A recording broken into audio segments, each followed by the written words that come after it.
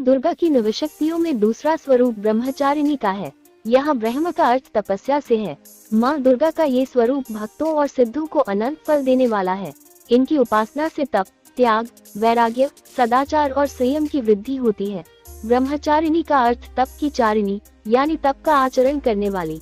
देवी का ये रूप पूर्ण ज्योतिर्मय और अत्यंत भव्य है। इस देवी के दाएं हाथ में जप की माला है और बाएं हाथ में ये कमंडल धारण किए हैं। पूर्व जन्म में इस देवी ने हिमालय के घर पुत्री रूप में जन्म लिया था और नारद जी के उपदेश से भगवान शंकर को पति रूप में प्राप्त करने के लिए घोर तपस्या की थी। इस कठिन तपस्या के कारण इन्हें तपश्चारिणी अर्थात ब्रह्मचारिणी नाम से संबोधित किया गया। मान्यता है कि देवी ब्रह्मचारिणी ने 1000 वर्षों तक केवल फल फूल खाकर अपना जीवन यापन किया तथा 100 वर्षों तक केवल जमीन पर रहकर निर्वाह किया। कहा जाता है कि देवी ने उन दिनों कठिन उपवास रखे और खुले आकाश के नीचे वर्षा और धूप में घोर कष्ट सहे। यहाँ तक कि वे 3000 वर्षों तक टूटे हुए बिल्व पत्र खाए और भगवान शंकर की आराधना करती रही। इसके बाद तो उन्होंने सूखे बिल्व पत्र खाना भी छोड़ दिए तथा कई हजार वर्षों तक निर्जल और निराहार रहकर तपस्या करती रही। पत्तों को खाना छोड़ देने के कारण ही इनका नाम अपर्णा पड़ गया।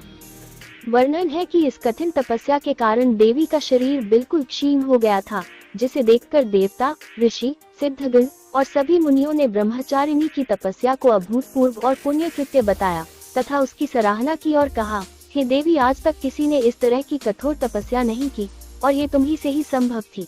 अतः तुम्हारी मनोकामना अवश्य परिपूर्ण होगी और भगवान चंद्रमौली शिव जी तुम्हें पति रूप में प्राप्त होंगे।